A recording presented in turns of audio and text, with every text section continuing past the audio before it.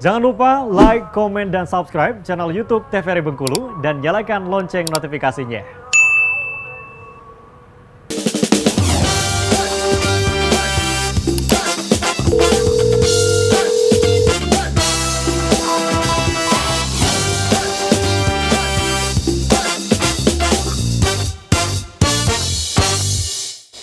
Sahabat sehat, terima kasih Anda masih bersama kami dalam Dokter Kito Bersama Kita Sehat. Dengan tema kita kali ini membahas mengenai tonsilitis. Tadi sudah dijelaskan ya pemirsa oleh Dokter Wenti dan juga Dokter Else ya, tonsilitis ini apa, kemudian juga seperti apa, mendiagnosisnya seperti apa. Nah dok, saya ingin bertanya dok, ini gejalanya itu kan tadi sudah disampaikan. Nah, cara kita untuk mencegah supaya tidak terkena amandel tonsilitis ini itu gimana dok? Tidak terjadi peradang amandel.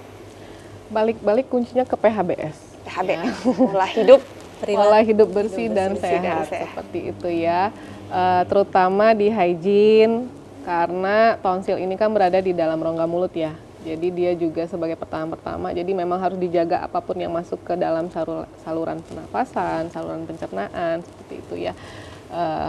Tangannya dicuci tangan dengan air mengalir seperti itu. Terus imunitas dijaga dengan hidup sehat tadi, pola makannya, aktivitas fisik atau olahraganya, kelola stresnya, istirahatnya, seperti itu. Balik lagi ke situ sih, karena dia ini bukan penyakit yang keturunan, seperti itu ya, bukan penyakit keturunan, karena dia posisinya disebabkan oleh bakteri dan virus, dan seharusnya kita bisa mencegah bakteri atau virus itu masuk ke dalam tubuh. Jadi memang dari pola hidup bersih dan sehat juga menentukan sekali ya dok ya. Nah ini kalau untuk proses penyembuhannya tonsilitis ini tadi kan ada yang tingkatan pertama ya, itu tuh penyembuhannya tuh berapa lama pemulihannya dok? Tadi kan dikatakan juga ada sama dokter Elsa tadi ya, bahwa ada yang secara pola kehidupan aja bisa misalnya minum air putih yang cukup dan banyak begitu kan bisa sembuh sendiri, tergantung juga imunitas diri. Nah itu pemulihannya berapa lama biasanya dok? Kalau dianya cuman virus ya, maksudnya bukan cuman sih, nggak boleh juga disepelekan. Kalau virus kan dia self-limited disease, jadi memang tergantung yang pertama dari suportif tubuhnya untuk meningkatkan imunitasnya itu seberapa besar, seperti itu ya. Karena kalau untuk pasien-pasiennya yang memang menjaga seperti itu ya, biasanya 3-5 hari itu dia akan sembuh, ya sembuh. Kalau tonsilitis bakteri, karena dia sebabkan bakteri, dia akan mengikuti dari pemberian antibiotiknya. Biasanya pemberian antibiotiknya kan 5-7 hari. Biasanya sih kalau tuntas pemberian antibiotiknya dengan baik, tentunya juga dengan PHBS tadi, diikuti dengan PHBS juga, dia akan sehat, sembuh, seperti itu. Baik, nah ini dok, ada yang sering bilang kalau misalnya minum nih dok ya, kita berorganisasi atau berkumpul dengan banyak orang, jangan barengan sama aku ada amandel gitu, nanti nular katanya gitu. Itu gimana dok? Apakah amandel ini bisa ditularkan melalui satu minum misalnya dipakai dengan satu dengan yang lainnya, apa gimana dok? Gimana? Dokter Wenti mungkin bisa. Jadi kan sumber bakteri dan virus itu bisa dari mana aja ya.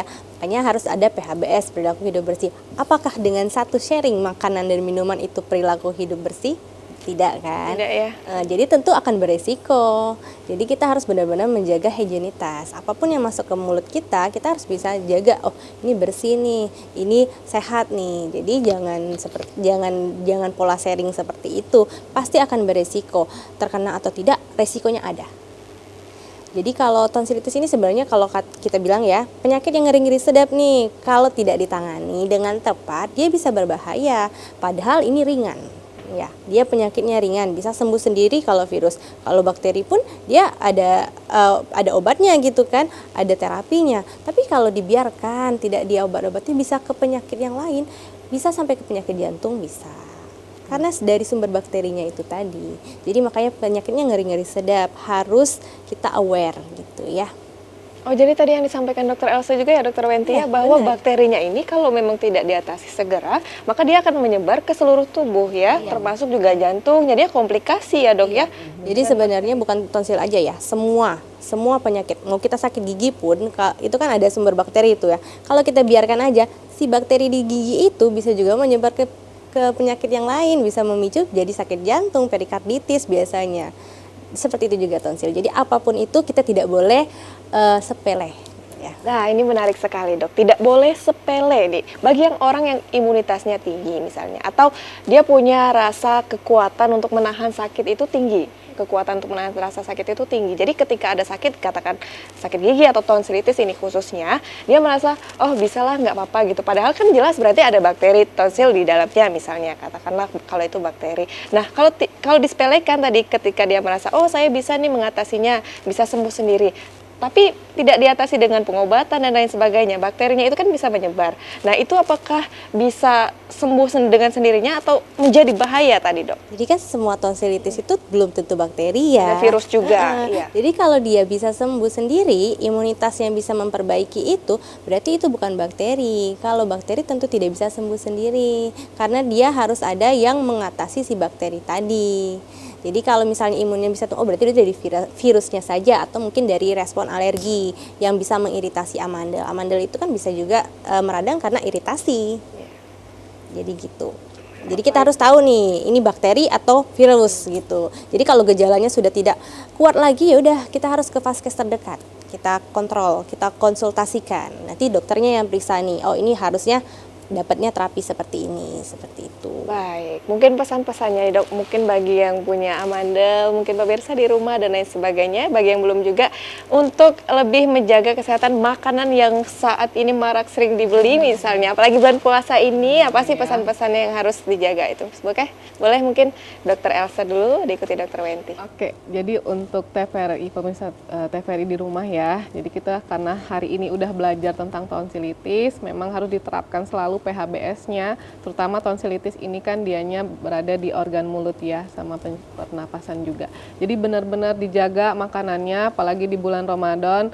Pilihlah, jadilah konsumen yang cerdas dalam memilih makanan ya, yang bersih, pilihlah makanan yang sehat ya, jangan lapar mata juga, jadi semuanya diambil. Bukannya malah sehat di bulan Ramadan, bukannya malah turun berat badannya, malah menambah penyakit. Oke, jadi konsumen yang cerdas pokoknya. Terima kasih Dokter Elsa. Silakan mungkin Dokter Wenti. Ya, jadi kan kalau pas puasa apalagi nih ya, lapar mata nih biasanya, lihat ini pengen ini, lihat ini pengen ini, kan pengen semua dimakan. Tapi tidak boleh seperti itu ya. Jadi kita harus malah bulan Ramadan kita kalau bisa mendetoks tubuh kita ya. Jadi kita harus benar-benar pilih makanan yang bersih. Kalau bisa masak sendiri, kalau nggak bisa pun kita lihat ya lingkungannya, milih jajanannya tuh di mana. Kemudian jangan yang semuanya goreng-gorengan ya, jangan yang semuanya bermicin-micin gitu ya. Kita harus pilih juga. Terus jangan lupa cuci tangan sebelum makan. Kemudian kalau ada lalat-lalat jangan dimakan lagi ya. Atau kalau jatuh diambil lagi, jangan ya. Jangan ya Dok ya, belum 5 menit. Jangan ya Dok ya, karena bahaya sekali ya Dok Pokoknya ya. perilaku hidup bersih dan sehat. Ya, itu harus diterapkan, nggak harus di Ramadan ya, di setiap hari sampai ke depannya juga tetap. Baik, terima kasih Dokter Wenti dan juga Dokter Elsa atas edukasinya hari ini. Nah pemirsa, itu tadi ya semua informasinya, semoga bermanfaat untuk kita semua. Akhirnya pemirsa, saya Julia Hartanti mewakili seluruh kerabat kerja yang bertugas, pamit undur diri. Terima kasih atas perhatian Anda, sampai jumpa dan tetap sehat selalu.